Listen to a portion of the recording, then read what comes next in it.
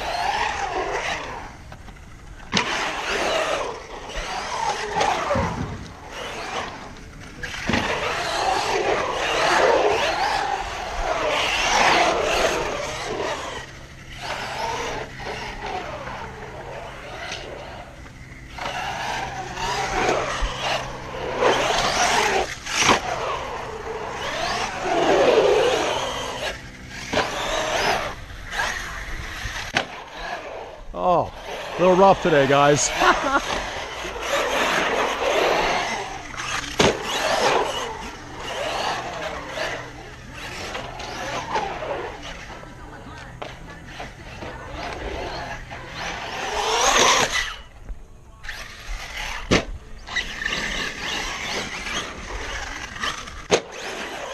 That was a little rough.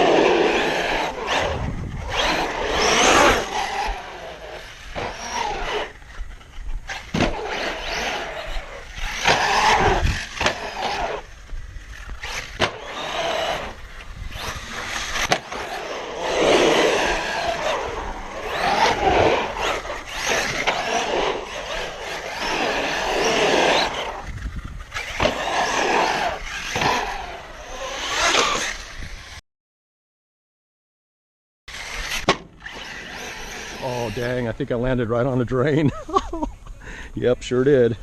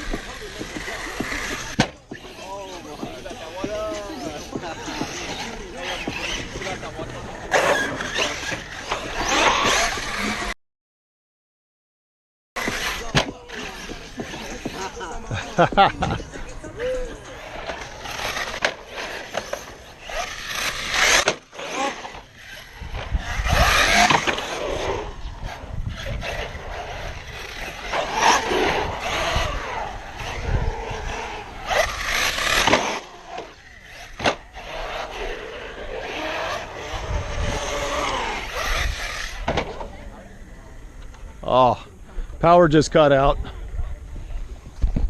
Well, I'm not sure what's going on, guys. This is frustrating. I'm gonna try going through my settings real quick.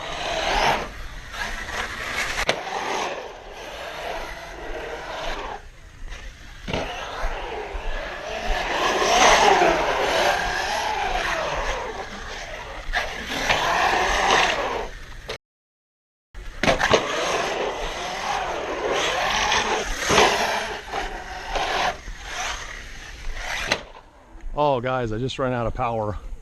All right, well, I've been having some glitching today, guys, but honestly, I'm running two kind of worn out packs I've had for probably a year, so both of them have a weak cell.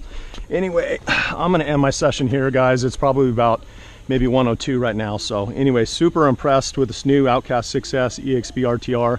Again, this is a little converted here. I took away the tower brace and I'm running smaller backflip 4S wheels, kind of just for better maneuverability here in this bowl. So all right, guys, shout out to Horizon and ARRMA as always. Until next time, late.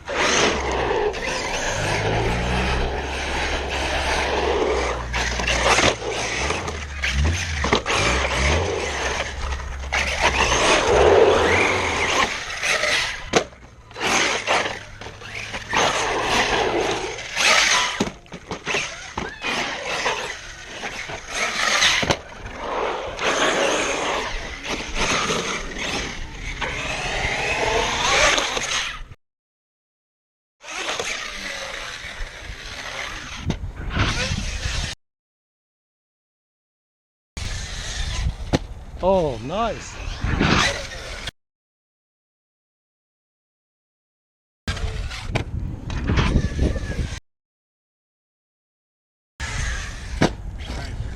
Nice.